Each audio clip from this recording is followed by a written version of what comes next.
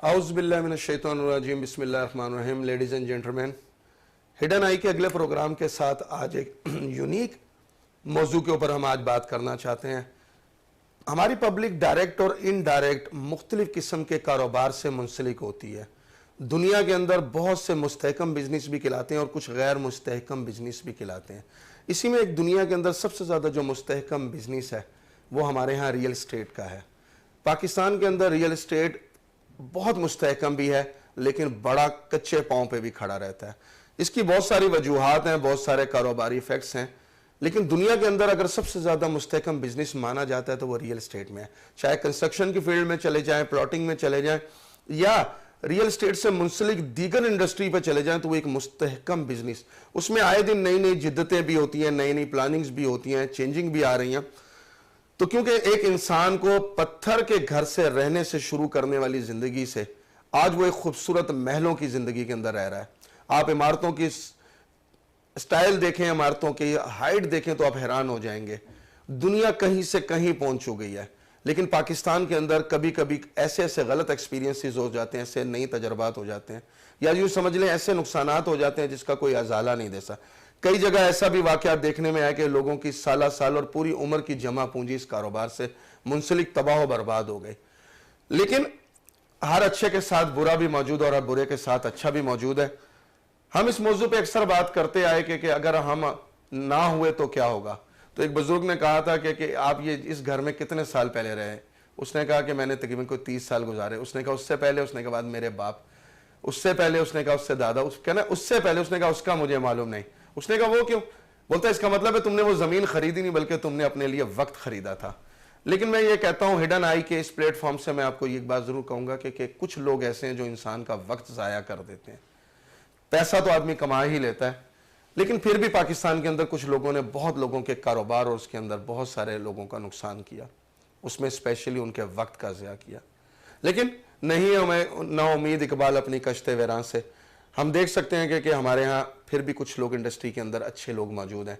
इन्हीं में से कुछ चुनिंदा लोगों को, कुछ समझदार लोगों को, कुछ ऐसे लोगों को जिन्होंने इस कारोबार में बहुत तरक्की की, मेहनत की और पॉजिटिव वे में, शायद वो बहुत पैसा तो ना कमा सके, लेकिन वो कामयाब लोग हैं। उनके पास अच्छा क्लाइंटेज है, उनके जितने क्लाइंट हैं उनकी इज्जत करते हैं और वो उनके बारे में एक अच्छी राय रखते हैं। मैं ऐसे लोगों को आज आपके सामने लाने की कोशिश की है। उम्मीद है कि आपको ये मेरी काविश पसंद आएगी। मैं उनके तजर्बे से कुछ बातें आपको सिखाऊंगा भी, कुछ खुद भी सीखूंगा।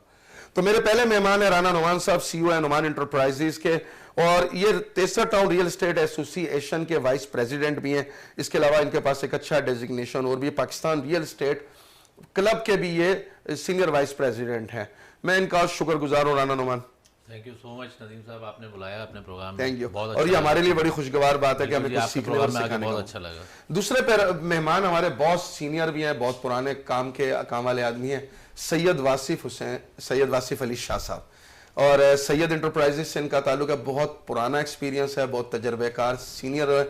मैं इनको प्रॉपर्टी के उस्तादों में शुमार करता हूँ। तो वासिफ भाई, थैंक यू वेरी मच, आप हमारे प्रोग्राम में। शुक्रिया आपका। मेरा पहला सवाल राना नुमान, पाकिस्तान के अंदर लोग एतमाद क्यों नहीं कर पाते उस तरीके से प्रॉपर्टी पे? असल में एतमाद लोग करते हैं, मगर थोड़ा सा प्रोसेस लोगों को पता नहीं होता है कि किस तरीके से कोई चीज़ ख़रीदी जाती है। अब मिसाल के तौर पे अगर हम प्रॉपर्टी ख़रीदने के लिए जा रहे हैं तो हम मशवरा जाके देखते हैं। एक प्रॉपर्टी मिसाल के तौर पे हमने एक बेंगलुरु जाके देखा, अब उसका जाके फिर हम मशवरा जो करते हैं वो करते हैं, हम स्टेट एजेंट को कहते हैं कि ठीक है जी हम बताते हैं आपको।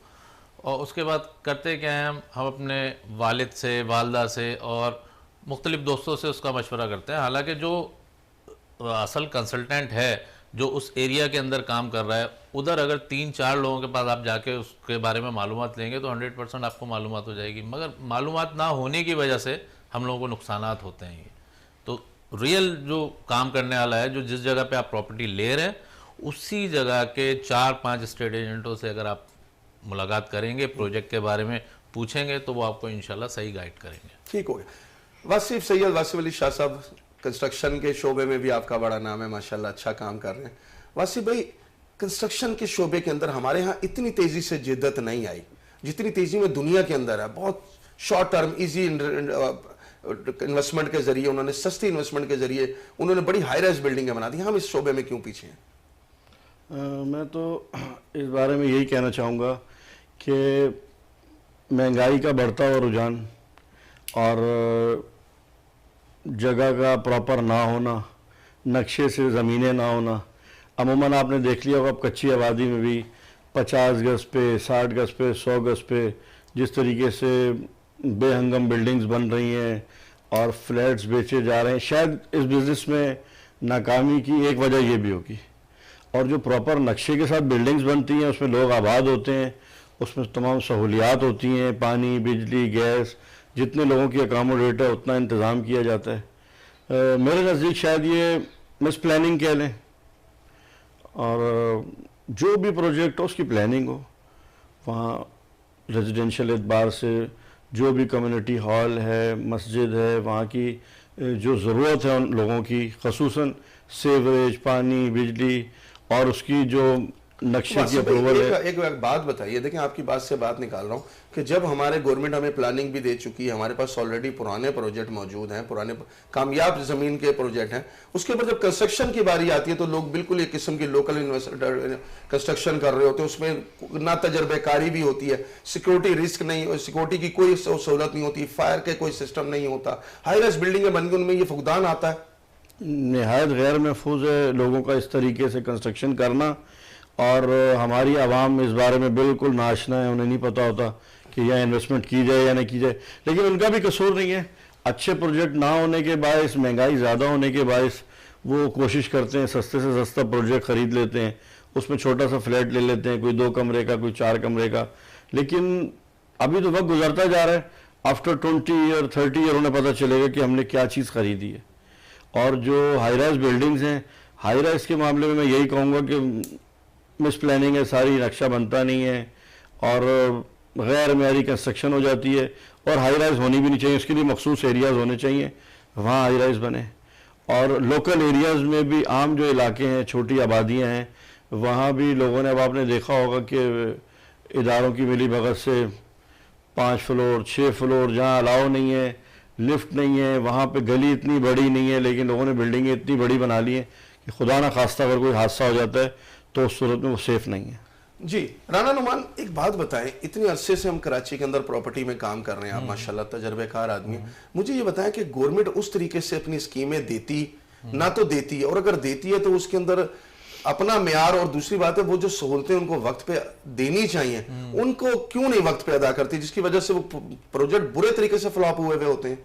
देखें, बात यह है कि आप दुनिया में जाएं, देखें तो कमर्शियल जो एरिया होगा वो हमेशा ऊपर की साइड पे जाएगा, वहाँ बिल्डिंगें हाई राइज बनी हुई होंगी, मगर जो रेजिडेंशियल एरिया होगा वो ग्राउंड प्लस 1 इनफ 2 होता है, ठीक है ना। अच्छा, पोर्शन की बात कर रहे थे रिजवी साहब, तो बात ये है कि क्या कहते हैं, देखें पोर्शन बन रहे हैं और इसको रोकना बड़ा मुश्किल काम है, ठीक है ना। और ये समझें कि एक तरीके की माफिया है जो रोक नहीं पा रहे हम लोग। अच्छा, पोर्शन बंदा क्यों लेता है? इसी वजह से लेता है कि जगह नहीं है कराची में। केडीए हो गया, एमडीए हो गया, इन दोनों इदारों को चाहिए कि आगे डेवलपमेंट करें। देखें, जब आगे डेवलपमेंट करेंगे तो तभी लोग, अब आज एक पोर्शन बंदा लेने के लिए जाता है तो वो 80 लाख 90 लाख करोड़, 1.25 करोड़ 1.5 करोड़ का है, उसी में ही अगर उसको ज़मीन का मकान मिल जाए तो वो उसको प्रेफर करेगा। मगर यहाँ तो ये है कि अनाउंस तो कर देते हैं, गवर्नमेंट हाउसिंग स्कीम अनाउंस कर देती है, मगर वहाँ डेवलपमेंट नहीं होती। देखें, जब आप पहले वहाँ यूटिलिटीज़ पहुँचा देंगे, मार्केट पहुँचा देंगे, तो फिर उसके बाद आप जो है वहाँ कोई हाउसिंग सोसाइटी लॉन्च करेंगे तो लोग आएंगे। जब यूटिलिटीज़ ही नहीं होंगी, मार्केट ही नहीं होगी, तो कैसे आएंगे लोग? अब ये स्कीम 33 है, हालात बीच में थोड़े से ख़राब थे तो यहाँ कंस्ट्रक्शन नहीं हो रही थी, मगर जब हालात थोड़े से सही हुए 2011-12 के बाद, तो आपने देखा कि जो सोसाइटीज़ थी, जो प्राइवेट सोसाइटीज़ थी, वो सारी आबाद होना शुरू हो गई, लोगों का फ्लो बढ़ा ज़रा उस साइड पे, तो फिर थोड़ा सा पोर्शन के काम में भी थोड़ा सा फ़र्क आया। तो आगे जो है यूटिलिटीज़ को लेके जाएं, शहर को बड़ा करें, ये है। तो वासी भाई एक बात बताएं, गवर्नमेंट अपनी तरफ से सहूलतें आपको, जब शायद हमारे यहाँ लोगों का एक स्पेसिफिक रुझान बन गया कि कुछ भी हो जहां बैठे में वहीं ऊपर बनाते जाओ, तो ये रुझान कब तक निकलेगा, मुझे तो समझ नहीं आती कि आगे। देखो नुमान भाई ने बहुत अच्छा किया कि जो भी, अगर गवर्नमेंट भी मजबूर होगी, अगर हम उस इलाके में अपनी डेवलपमेंट शुरू कर दें, हम अपना घर बनाना शुरू कर दें, तो गवर्नमेंट मजबूर होगी हमें सहूलतें देने के लिए। मैं आपके प्रोग्राम के तवज्जो से ये बात कहना चाहूँगा, मेरे दोस्त नुमान ने बहुत अच्छी बात की कि हम आगे की तरफ नहीं जा रहे, इसी शहर में ऊपर की तरफ जा रहे हैं। और मैं समझता हूँ अगर आपके प्रोग्राम को सुन रहे हैं हुकामे वाला, तो कम से कम जो भी प्रोजेक्ट अनाउंस हुए हैं, तेसर टाउन है, MDA है, छोटी छोटी जो भी गवर्नमेंट की स्कीमें हैं, उन्हें जल्द अज जल्द रिहाइश के लिए वहाँ पे अनाउंस करें, लोगों को आसानियाँ दें, वहाँ सड़कें बनाएं, सेवरेज है, दूसरे इंतजामात हैं, जो भी अवामी ज़रूरियात हैं, अगर वो अवामी ज़रूरियात वहाँ अच्छी हो जाती हैं तो मैं समझता हूँ कि जल्द अज जल्द लोग वहाँ पहुँचेंगे।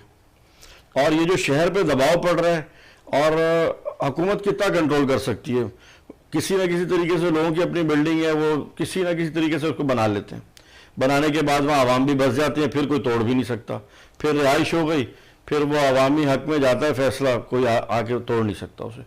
इसलिए बेहतर यही है कि हुकामे बाला जो भी इदारे हैं वो इन एरियाज़ को सहूलियात फराहम करें, तमाम लोग यहाँ से वहाँ डाइवर्ट होना शुरू हो जाएंगे, तो इंशाल्लाह शहर पे एक अच्छा मुस्बत असर पड़ेगा।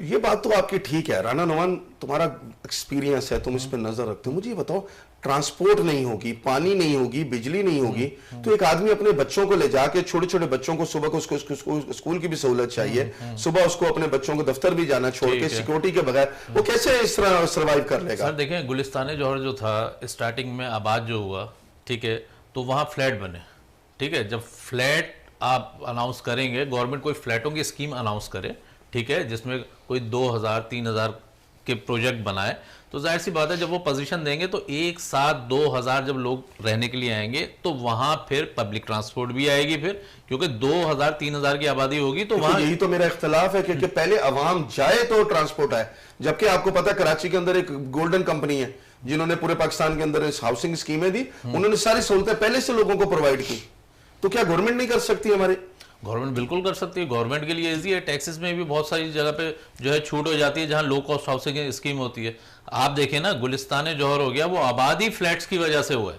पहले फ्लैट्स बने हैं, लोग उसके अंदर आके रहे, तो उसके बाद नीचे कमर्शियल मार्केट देखें, अभी एक ओपन एरिया में आप प्लॉट दे देते हैं, जैसे हाउसिंग सोसाइटियां हैं, तेसर टाउन है, MDA हाउस वे, ठीक है। अब वहां कैसे आबादी होगी जब वहां यूटिलिटीज नहीं है? अच्छा, एक प्रोजेक्ट जब आप अनाउंस करते हैं तो उसके अंदर आप जब एक हाईरेज बना दें, आप फ्लैट्स हैं, 2000 फ्लैट हैं, तो उसके नीचे आप दुकानें बनाएंगे, उसके नीचे आप, तो वो जो लोगों की जो ज़रूरत है ज़िंदगी की चीज़ें जब लोग नीचे से लेंगे तो वो फिर बाहर जाएंगे नहीं, वो उसी एक ही सराउंडिंग में रहेंगे, और वहाँ जाहिर सी बात है पब्लिक ट्रांसपोर्ट आएगी। तो अब स्कीम 33 है, स्कीम 33 में आप देखें कि 2012 के बाद से फ्लैट साइट्स लॉन्च हुई, जहां जहां फ्लैट बनना स्टार्ट हुए उस जगह पे सोसाइटीज की वैल्यू बढ़ गई और वहां सोसाइटीज में आबादी हो गई। इसी तरीके से आगे तेसर टाउन है, अभी तेसर टाउन को भी ऐसे डेवलप करना चाहिए। आगे भी स्कीम 33 से आगे भी जो एरियाज पड़े हुए हैं तो उस जगह पे जो है फ्लैट साइट सबसे पहले लॉन्च करें, क्योंकि ये कामयाब तजुर्बा है। कराची के अंदर देखें, गुलिस्तान जौहर से पहले अगर आप आ जाते हैं तो फैटल बी एरिया को देख लें आप। फैटल बी एरिया और गुलशन इकबाल जो आबाद हुआ है वो पहले हुआ है फ्लैट से, फ्लैट साइडें बनी तो गुलशन इकबाल आबाद। कहने का मकसद ये है कि बहुत सारी आबादी एक छोटी सी जगह पे अंदर आबाद हो जाती है, वहां आमदोरफ्त शुरू हो जाती है, बुनियादी सहूलतें मिली, वहां से क्लाइंटेज भी जनरेट हो जाता है और उसके बाद ऑटोमेटिकली घरों को सहूलत मिलना शुरू हो जाती है। आपका कहने का मकसद ये? दूसरी चीज ये है कि जो 240, 400, 500 गज के मकान में रह रहा है उसको यहाँ से वो क्यों शिफ्ट होगा हाईवे पे? शिफ्ट तो वो होगा ना जो या किराए के घर में रह रहा है, ठीक है, या कोई पोर्शन लेना चाह रहा है तो वो उससे बेहतर वो वहां फ्लैट ले लेगा, तो वो ज्यादा उसके लिए इजी होगा। तो जब तक अपॉर्चुनिटी नहीं मिलेगी आवाम को, जब तक आवाम नहीं जाएगी, खाली प्लॉटिंग की आप बैलेटिंग कर दें और उसके बाद आप समझें कि वहाँ आबादी हो जाएगी, यूटिलिटीज नहीं है, कैसे आबाद हो जाएगी? यूटिलिटी नहीं होगी। वासी भाई मुझे एक बात बताइए कि इस वक्त हमारे यहाँ कच्ची आबादियाँ कितना अफेक्ट डाल रही हैं इसके ऊपर? अगर आप देखा जाए तो एक तरफ से देखा जाए हमारे रियल एस्टेट एजेंट कहते हैं कि हमें सबसे ज्यादा नुकसान कच्ची आबादियों ने किया, और दूसरी तरफ हमारे गरीब तबका कहता है हमें सबसे ज्यादा बुनियादी सहूलत कच्ची आबादी से मिलती है। इसका जवाब मैं आपसे जरूर लूंगा, लेकिन एक छोटे से ब्रेक के बाद। लेडीज एंड जेंटलमैन, हमारे साथ हिडन आई के इस प्रोग्राम में इंतजार कीजिएगा, वासिफ भाई से दोबारा इसका जवाब लेते हैं। Thank you.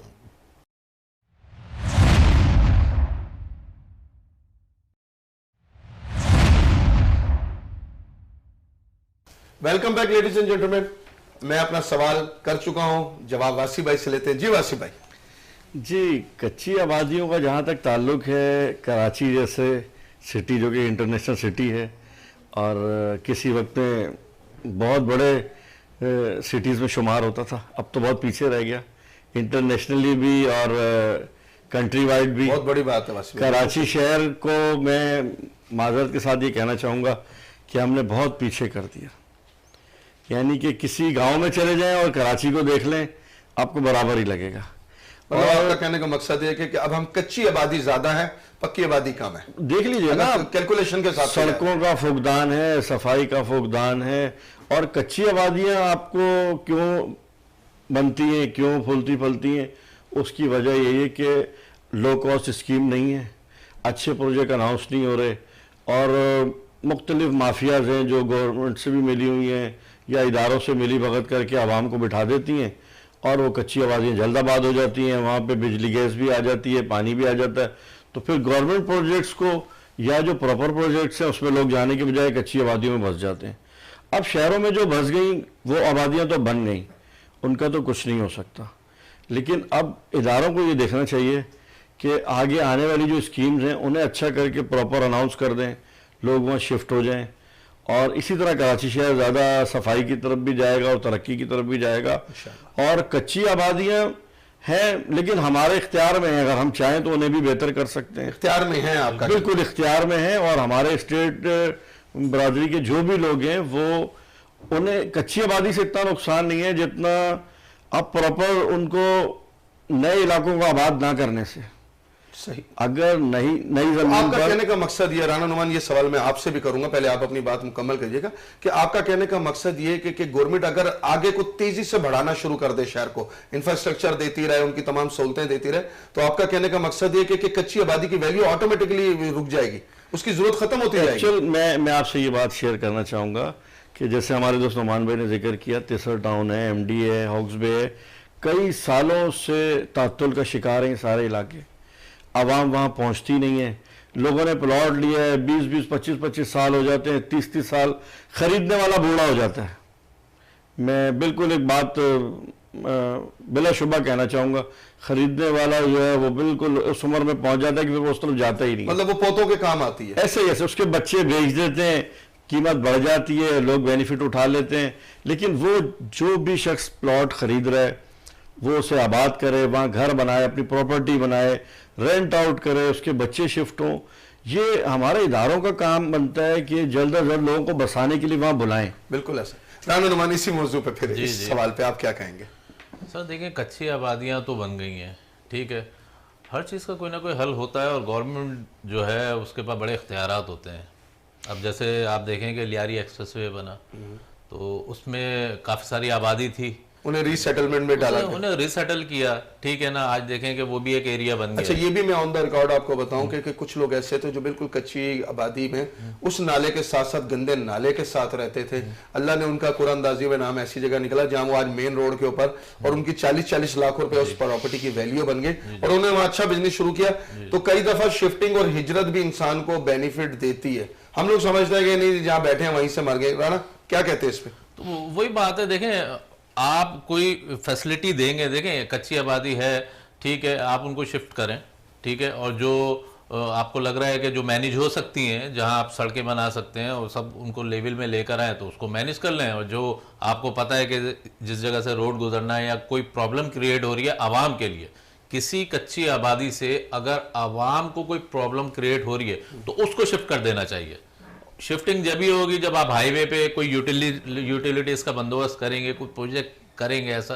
तो आप मिसाल LERP की है, आप देखें लोग वहाँ रह रहे हैं। जी हाँ, ये कि यूटिलिटीज मेन चीज़ है और इसके लिए डेवलपमेंट करनी पड़ती है।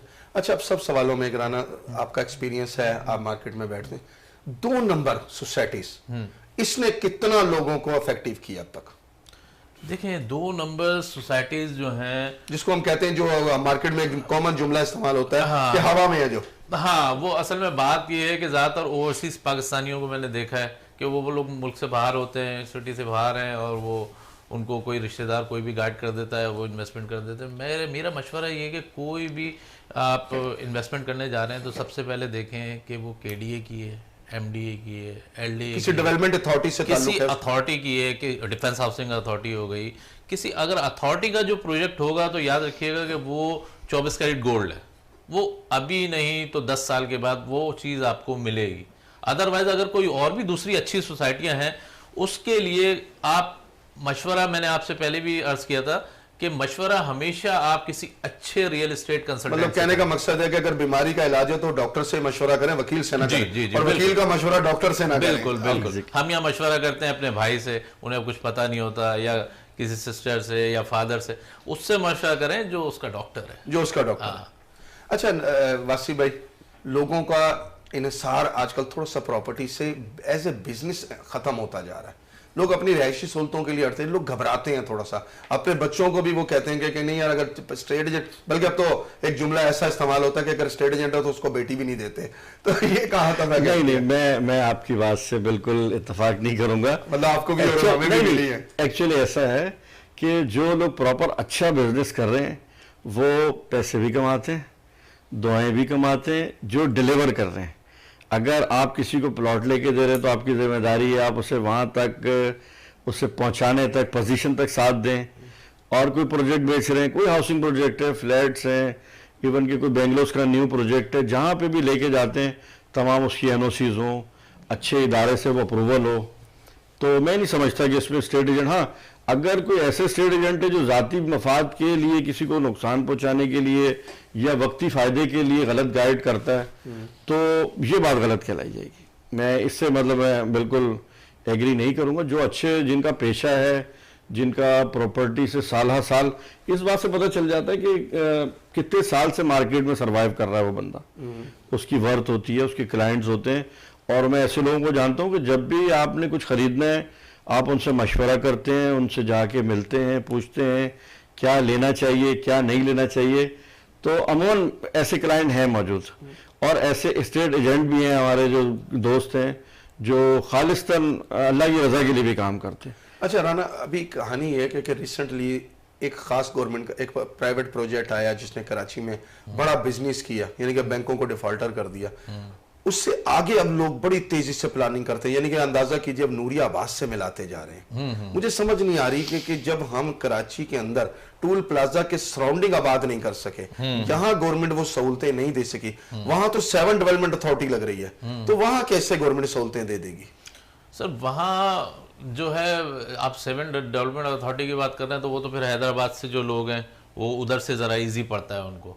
अदरवाइज़ कराची की जो पब्लिक है, मैंने आपको फिर वही बात बताई ना कि वो लोग ऐसी सोसाइटी में इन्वेस्टमेंट करते हैं जो ओवरसीज़ हैं या जिनको प्रॉपर्टी की नॉलेज नहीं है। वो सिर्फ आपके गुड फेथ पे कि आपने कहा कि भाई ये एक सोसाइटी आई है, हाईवे पे आई है। अब हाईवे कितना दूर है ये उन्हें नहीं पता होता, लोग बुकिंग करा देते हैं, 50,000 लाख रुपए दे दिए सस्ता समझ के। हाँ, सस्ता समझ के। मगर बात ये कि वो डिस्टेंस इतना है, यहाँ से आप बहरिया जाएँ आएँ आपको पता है फ्यूल कितना लगता है।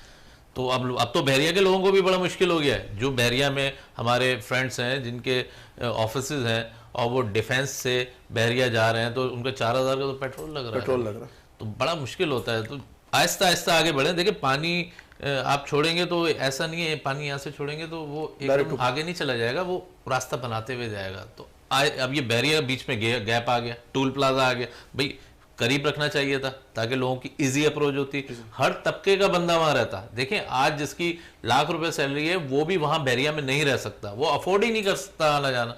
जब 4,000 का पेट्रोल लग रहा है तो आपको लग्जरी लिविंग चाहिए होती है नुमान, वो तो बहरिया में भी सर्वाइव, इधर क्या बोलते हैं हमारे DHA में भी नहीं कर पाता। DHA में प्रॉपर्टी की वैल्यू इतनी ज्यादा है लेकिन लिविंग स्टैंडर्ड वहां भी एक नॉर्मल सही है। अगर देखा जाए तो हमारा नॉर्थ नाजमाबाद इससे ज्यादा अच्छा मिल जाएगा आपको। बिल्कुल, ये जो हमारे नॉर्थ नाजमाबाद हो गया और गुलशन इकबाल हो गया, PCHS हो गई, यहाँ सारी यूटिलिटीज़ हैं, सारी फैसिलिटीज़ हैं।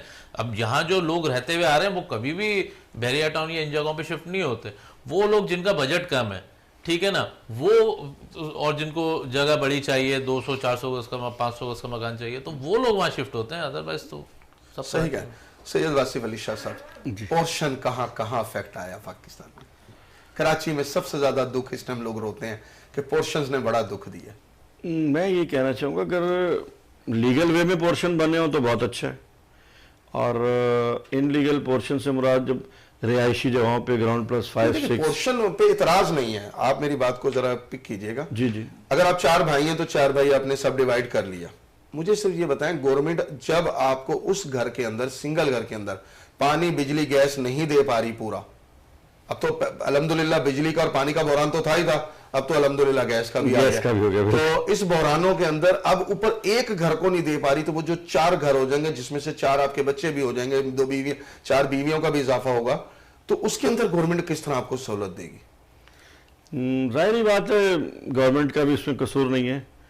अब एक ही मकान में अगर नस्ल दर नस्ल 4 फैमिली या 6 फैमिली रहना चाहेंगी, पोर्शन सिस्टम भी हो गया, चाहे उसमें गैर रहें या बहन भाई रहें, तो इसीलिए मैं कहूँगा कि आगे की तरफ बढ़ना चाहिए। ये आप वाला जुमला, मैं लेडीज एंड जेंटलमैन एक बात आपको बताऊं, हुजूर सल्लल्लाहु अलैहि वसल्लम के सहाबा कराम फरमाते थे कि अगर जब आपके वालिद का इंतकाल हो तो उसके ऊपर पड़ी हुई चादर को भी तकसीम कर दो। मैं लोगों को कहता हूं कि बजाय उसी के अंदर घुसने के आप तरका तकसीम करें और आगे बढ़ें, जिद्दत लाएं, थोड़ा सा चेंजिंग लाएं अपनी लाइफ के अंदर। हमारे यहाँ लोगों का ख्याल है कि शायद जिंदगी वहीं शुरू हुई वहीं खत्म हुई। ये मेरा मैसेज है, समझ में आए तो ठीक है। अगला सवाल वासिफ भाई, कब तक हम इस तरह जीते रहेंगे? दुनिया इंटरनेशनल सिटीज पे कहां से कहां पहुंच गई, हम अपने घर के प्लस्तर भी सही नहीं करा पाए। मेरा इत्तेफाक हुआ है कुछ बाहर कंट्रीज में भी जाने का, तो हम कंस्ट्रक्शन के मामले में, सफाई के मामले में, रिहाइश जिद्दत के ही नहीं ला मामले पाए आज में तक। हम बहुत पीछे हैं। मैं बताता चलूं कि हम इतना पीछे हैं कि शायद हमारे इंटरनेशनल सिटी को ले लें और किसी बाहर कंट्री के किसी गांव को ले लें, विलेज को ले लें, उनके वहाँ बहुत सहूलियात हैं सड़कों की, रोशनी की, और सबसे पहले वो जब डेवलपमेंट करते हैं तो पानी, बिजली, गैस, सहूलियात, अपना पार्किंग, ये चीज़ें बहुत इफेक्ट करती हैं हमारी लाइफ पे।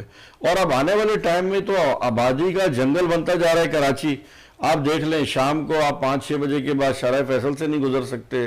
मुख्तलिफ सड़कें हैं आपकी कराची की जो बिल्कुल ब्लॉक हो जाती हैं, और लोग कितनी अजियत का शिकार होते हैं। पेट्रोल भी महंगा है, लोगों की गाड़ियां भी ख़राब हो जाती हैं, बहुत शिद्दत से उन्हें तकलीफ़ का सामना होता है। ठीक हो गया। ये तो हमारे इदारे इन मामलात को कोशिश करें बेहतर करने की, रोडों को बढ़ाएं, रोड मजबूत अच्छे बनाएं, रोड ही टूटे हुए सारे। सबसे अहम बात, अब थोड़ी सी गवर्नमेंट ने सहूलत की, एक बस की जो स्टार्ट हुई है सर्विस, अल्लाह करे कोई इतनी अच्छी सहूलियात आ जाए कि ट्रांसपोर्ट की सहूलत मिले आवाम को आने जाने की। सबसे अहम बात तो मैं यही कहूँगा। वासिफ भाई थैंक यू। राना, एक अहम सवाल ऐसा जी जी जो बड़ा तकलीफ देता है, जी जी हम डॉक्यूमेंट्स में इतना पीछे क्यों हैं?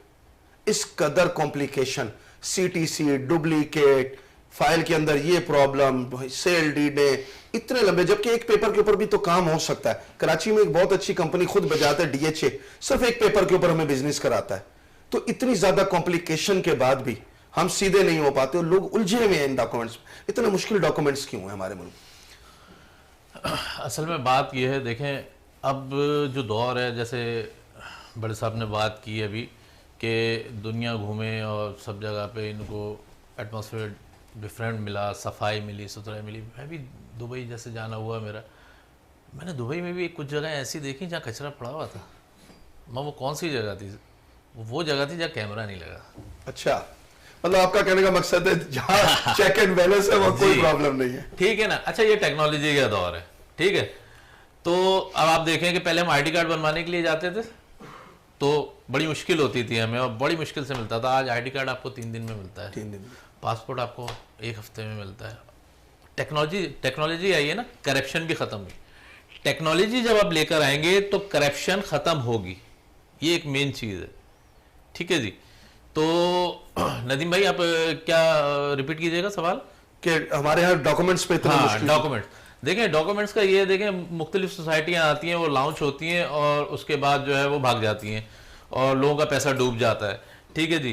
तो ये एक मेरी एडवाइस है कि जैसे नादरा है, नादरा को दें कॉन्टैक्ट, या कोई ऐसा इदारा बनाए जहाँ कोई भी आप सोसाइटी जो है वो जब आपका डेवलप हो रही है और परमिशन एजेंसीज ले रही है, तो उसके जो ट्रांसफ़र है, उसका अलाटमेंट जो है वो एक इदारे से हो, भले वो प्राइवेट हो या गवर्नमेंट हो, जैसे मिसाल के तौर पे नादरा को ले लेते हैं हम, कि अगर हमें स्कीम 33 में किसी कोऑपरेटिव सोसाइटी का ट्रांसफर लेना है तो हम नादरा जाएं।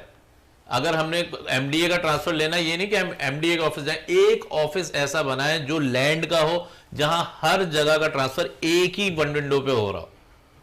आप समझ रहे हैं? और उसका प्रोसेस भी एक ही हो। आज आप एक सोसाइटी का ट्रांसफर कराने जाते हैं, उसका एक अलग प्रोसेस है, एमडीए का जाते हैं उसका एक अलग प्रोसेस है, प्राइवेट सोसाइटी का जाते हैं उसका एक अलग प्रोसेस है। तो कोई एक वन विंडो ऑपरेशन होना मतलब आपका कहने का मकसद है कि इदारा एमडीए डेवलपमेंट या केडीए हो, वो सारे तमाम को अपने पास ले ले, उसके बाद वो ट्रांसफर वो करता रहे, जमीन के सारे मामला वो देखता है। एमडीए जो है, एमडीए के एरिया, जो एरिया है, इस एरिया के अंदर अगर कोई प्राइवेट सोसाइटी भी आती है तो उसका जो ट्रांसफर है, उसकी जो इंफॉर्मेशन है वो एमडीए से होनी चाहिए। Good information ladies and gentleman. कुछ देर का वक्फा है, इंतजार कीजिए, हिडन आई आपके लिए नई मालूमात जरूर लाएगा, इंतजार कीजिए। Thank you.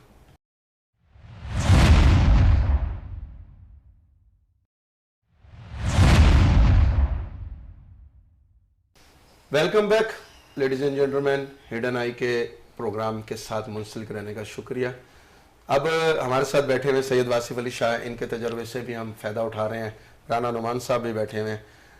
सैयद वासिफ शाह, एक बात बताइए कि मुझे, हम लोग बड़े कमज़ोर लोग हैं, जब एक घर का सरमाया डूबता है तो समझे एक घर डूब जाता है। हुकूमत उसका कोई नेमुल बदल क्यों पैदा नहीं करती, उसका सद्देबाब क्यों नहीं करती? मैं यही कहना चाहूँगा कि लोग जब शिकार होते हैं गलत लोगों का तो सारी ज़िंदगी की उनकी जमा पूंजी चली जाती है। और हमारे अमूमन कॉन्सेप्ट है कि एक प्लाट ले लिया, उसने अपने दौरान सर्विस या जो भी लोग काम करते हैं तो किस्तें जमा करा देते हैं किसी भी तरह। अगर अच्छी चॉइस हो गई आपकी तो प्लाट लाखों करोड़ों में आ जाता है, और अगर वही चॉइस आपने गलत कर ली या गलत लोगों के उसमें आ गए तो झांसे में आ गए, यही कहूँगा जालसाजी कह लें, जालसाजी कर। तो बाद में 10 साल 15 साल बाद जाके पता चलता है कि ज़मीनी इशूज़ थे, मामलात थे। यहाँ मैं यही कहना चाहूँगा, प्लॉट ख़रीदने से पहले कम से कम एनओसीज़ हैं, गवर्नमेंट इदारे से अच्छी तरह वेरिफिकेशन करें। या हमारे दोस्त नुमान भाई ने जो बात कही कि ऐसा वन विंडो सिस्टम हो जाए, ऐसा एक इदारा ज़रूर हो जो शफाफियत के साथ उस सोसाइटी को वेरीफाई करे। और बहुत फ्रॉड्स हुए लोगों के साथ और अभी भी हो रहे हैं। कुछ इदारों की भी जिम्मेदारी है कि ऐसी सोसाइटीज़ को कंट्रोल करें, और ख़रीदार के ऊपर भी डिपेंड करता है कि वो सस्ता या आंख बंद करके ना खरीदे।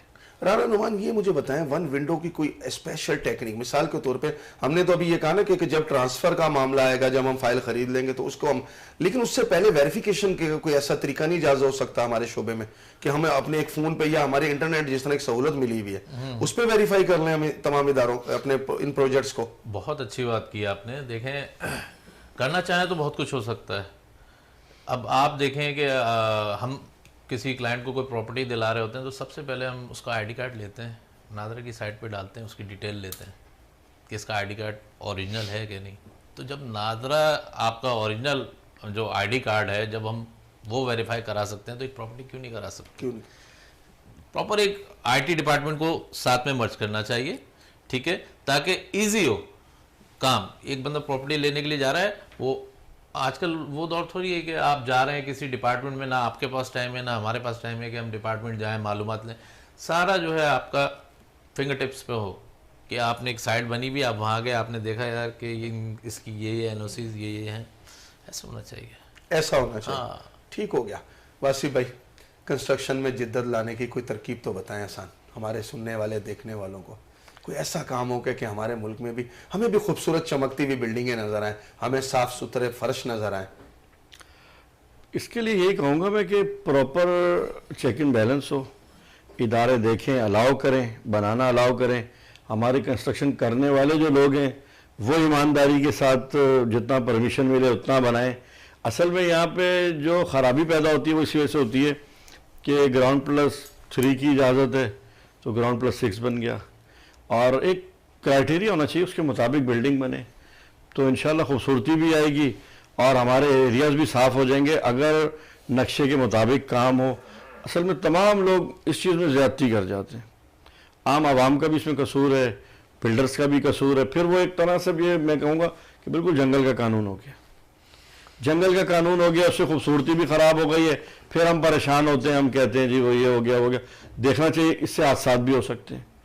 और हमारे यहाँ कोई इतना सेफ्टी के अच्छे इंतजाम नहीं है, ना गलियाँ इतनी बड़ी हैं, ना फायर ब्रिगेड आ सकती है, ना इमरजेंसी में कोई। ये सवाल बड़ा आम, आपने खुद ही बात की। मैं अगला सवाल आपसे यही पूछना चाह रहा था कि हमारे यहाँ गली तो दी जाती है 24 फीट की, लेकिन लोग अपनी जगह बढ़ा बढ़ा के आखिर में पहले गार्डन खा जाते हैं, फिर खुद ही कोई वॉशरूम की और एक अपनी पार्किंग गाड़ी के लिए खड़ी करने के लिए जगह लेते हैं।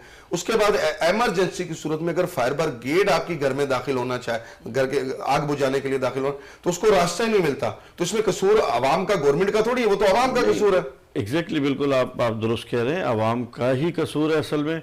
लेकिन चेक इन बैलेंस करने के जो इदारे हैं उनका भी काम बनता है, आगे जब काम हो रहा है, गली का एक साइज है, उसके मुताबिक साइज रखा जाए। एक्स्ट्रा थड़े हो गए या लोगों ने बालकनी बढ़ा ली, गैलरियाँ बढ़ा ली हैं, सीढ़ियाँ बाहर निकाल लेते हैं। अमूमन लोग अपना घर छोड़ के बाहर सीढ़ी रखते हैं, तो इस पे होना चाहिए। राणा साहब, एक बड़ा ऐसा सवाल जो आजकल बहुत उठ रहा है, पाकिस्तान को सबसे ज्यादा जो इस टाइम प्रॉब्लम हुई है वो माहौलियात की हुई है। हमारे यहाँ जंगल और दरख्त लगाने का कॉन्सेप्ट लोगों के जहनों से निकल चुका है। कराची एक बकौल इमरान खान साहब ने भी कोशिश की थी, थोड़ी सी शोर तो मचाया था, फिर उसने सिर्फ एजेंडे के तौर पे इस्तेमाल किया इसका। मुझे ये बताएं, कराची के अंदर अभी कंक्रीट का पूरा जंगल बनता जा रहा है, यहाँ दरख्त लगाने का और अर्बन जंगल का कॉन्सेप्ट ही नहीं। दुनिया के अंदर उन्होंने क्या किया, पार्क को उसके साथ इतने सारे दरख्त लगा दिए कि एक अर्बन जंगल का कॉन्सेप्ट बना दिया। उसी के अंदर वॉक भी हो रही है, उसी के अंदर उन्होंने बैठने की जगह भी रख दी, लेकिन वो एक जंगल बना दिया जो कि ऑक्सीजन सिलेंडर का काम का। हमारे ऐसा जहन क्यों नहीं आ रहा, जबकि हमारे पास खाली जगह भी, नाले भी इन्होंने साफ किए हैं बड़ी दोनों तरफ, तो ऐसा कॉन्सेप्ट वो क्यों नहीं ला सकते, क्यों नहीं लाते? देखिए, गवर्नमेंट का काम है ये, हमारा पब्लिक का भी है, पब्लिक रिलेशन तो कर सकती है। पब्लिक का दुनिया में इसका काम पब्लिक रिलेशन कर रही है। पब्लिक का काम है। देखें, हम पब्लिक की बात करते हैं तो हम तो अपने घर से कचरा साफ करते हैं, बाहर फेंक देते हैं। हालांकि आप जाएं ममालिक में जाएं तो आपकी जिम्मेदारी है कि आगे तक का आपने साफ करना है और गार्डनिंग करनी है, ठीक है। दूसरी चीज़ ये है कि कोई भी एरिया होता है, मैं कभी एक सोसाइटी के अंदर गया, आपको बताऊंगा, तो मैं अंदर गया, मुझे इतना अच्छा लगा, कम कम लोग, और गार्डन भी बना हुआ है, पार्क बना हुआ है, मस्जिद भी है, सब कुछ, और लोग कम मुझे नज़र आ रहे हैं। तो फिर मैंने नोट किया, मैंने देखा कि ग्राउंड+1 से ऊपर वहाँ कोई है ही नहीं, ठीक है। फिर दूसरी चीज़ ये कि आवाम भी इतनी नज़र नहीं आ रही, कचरा भी नज़र नहीं आ रहा। तो बात ये है कि जब हम एक प्रॉपर एक उसमें एक प्लान पे चलते हैं कि भाई हमने ग्राउंड+1 से ऊपर नहीं बनाना, तो हमारे पास फिर उस सोसाइटी के अंदर जो है कोई कचरा नहीं होगा, कोई मकसद ये कि इजी आप कहीं भी गाड़ी पार्क अभी आप नए प्रोजेक्टों पे काम कर रहे हो कराची के अंदर, आप क्या बाउंड नहीं कर सकते? एक इंफरादी तौर पे एक कैंपेन बना के हम पूरी कौम, हैसियत कौम, एक दूसरे का हाथ पकड़ के हम लोगों को बाउंड कर सकते हैं। आप अगर आप कराची के अंदर उठा के देखें तो मेरे ख्याल में गुलशन है मेमार, जो भी नया प्लॉट बनने लगता है तो उसको वो गिफ्ट करते हैं, एक दरख्त का, एक पौधे का गिफ्ट करते हैं कि ये आपने लगाने लगा। आज वहाँ बेहतरीन माहौल बहुत खूबसूरत होता है। तो क्या ऐसे बाउंड हम नहीं कर सकते? जिस तरह 63 टाउन है, वहां एकड़ों में पार्क्स है, तो उन पार्कों को हम अर्बन जंगल के कॉन्सेप्ट पे क्यों नहीं ला सकते? बिल्कुल ला सकते हैं। ये आपकी एसोसिएशन में मैंने कई दफा आवाज उठाई है। असल में लोग बात तो कर लेते हैं हमसे आके कि भाई हम प्लांटिंग करना चाहते हैं, मगर उसके बाद रिस्पांस नहीं मिलता कोई। बड़ी हमने कोशिश की, फिर भी हमने जो कुछ कर सकते हैं हमने किया 63 टाउन में। अब आज आप देख लें, कुछ सेक्टर ऐसे हैं जहाँ PMT भी अभी अप्रूवल हो गई है, और इंशाल्लाह अल्लाह पाक चाहेगा तो आप लोगों की काविश है, लगे हुए, कोशिशों में लगे हुए, क्या कह सकते हैं। सैयद वासिफ अली शाह, हमारे पास टाइम कम है, आखिरी मिनट्स हैं, अपनी कौम को कंस्ट्रक्शन और इस फील्ड में कोई अच्छा पैगाम देना चाहें? पैगाम तो यही देना चाहूँगा कि कराची शहर से आगे की तरफ आएँ। हाईवेज के अतराफ में बहुत अच्छी अच्छी सोसाइटीज़ हैं। तो क्या बलूचिस्तान वाली साइड में? नहीं, बलूचिस्तान की साइड में सोसाइटीज़ हैं। अच्छा, हमारी आवाम का भी काम है कि वो कराची पे से दबाव को, फ्लैट्स को खुद से कोशिश करके कंट्रोल करें और आगे की तरफ बढ़ें, नए घर आबाद करें। और मैं समझता हूँ इतना मुश्किल नहीं है। और जहाँ तक आप कह रहे हैं ग्रीनरी का, तो अच्छी बात है, जब 100 गज का घर खरीदते हैं तो 10 गज की जगह बाहर छोटे से पार्क के लिए भी छोड़े। बेहतरीन। राना, आप क्या कहना चाहेंगे? सर, यही कहूँगा कि क्या कहते हैं, गवर्नमेंट को चाहिए कि आगे थोड़ी डेवलपमेंट करे, क्योंकि अब इनफ हो गया, मामला बहुत बिगड़ते जा रहे हैं। यूटिलिटीज़ आप देख लें शहर के अंदर, गैस के मामला, बिजली, ये थोड़ा सा शहर को आगे बढ़ाएं और आगे डेवलपमेंट करें, तो फिर आवाम को रिलीफ दें, समझेंगे। और लो कॉस्ट हाउसिंग स्कीम लेकर आए, फ्लैट्स की, और सस्ते फ्लैट दें। अभी भी एक KDA ने एक लॉन्च की है, सुना है कि जी अभी जी जी जी, मगर वो 1-1 करोड़ रुपए के फ्लैट हैं, तो लो कॉस्ट हाउसिंग स्कीम लेकर मतलब आए ये low ताकि cost लोग है, आगे गरीबों के जाएं। लिए। हाँ, गरीबों, अगर मिडिल क्लास के लिए भी मकसद ये है कि एक लो कॉस्ट हाउसिंग स्कीम लेकर आए जिसमें लोग इजीली इंस्टॉलमेंट पे कर सकें, लोगों को देखें कि लोगों की स्ट्रेंथ क्या है। अब 1 करोड़ रुपए का तो हर बंदा नहीं ले सकता ना, कोई 30-40 लाख रुपए का कोई ऐसा लेकर आए, लोगों को रिलीफ दें। लोगों को लिए। हाँ, थैंक यू राना नुमान, आप you so लोगों ने much. हमारे प्रोग्राम में शिरकत की। सैयद वासिफ अली शाह साहब, आपका बहुत बहुत शुक्रिया, आपने अपना कीमती टाइम दिया हिडन आई को देने के लिए। लेडीज एंड जेंटलमैन, आखिरी मिनट्स में आखिरी बात, एक डिक्टेटर ने अपने एक शख्स से पूछा था कि मैं जंगों से, मैं लड़ाइयों से, मैं इन परेशानियों से तंग आ चुका हूँ, लोग मुझसे रोज़गार मांगते हैं। तो एक पढ़े लिखे मुफक्किर ने कहा था कि आप नए शहर आबाद करो, नई जगह आबाद करो। तो वो हैरान हुआ, वो उठ के खड़ा हो गया और उसने उसको सलूट किया। उसने कहा कमाल तरकीब तुमने बताई, क्या तरकीब है?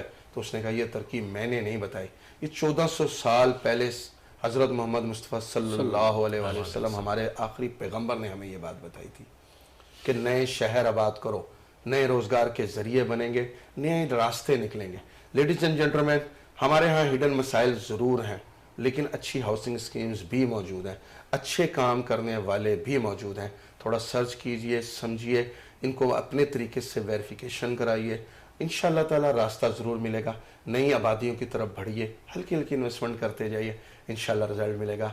देखते रहिए इस खूबसूरत प्रोग्राम को। हिडन आई के साथ मोहम्मद नदीम को आज के प्रोग्राम में इजाज़त दीजिएगा। वीनस HD को अपने साथ रखा करें दिल के पास। Thank you very much. अल्लाह हाफिज़।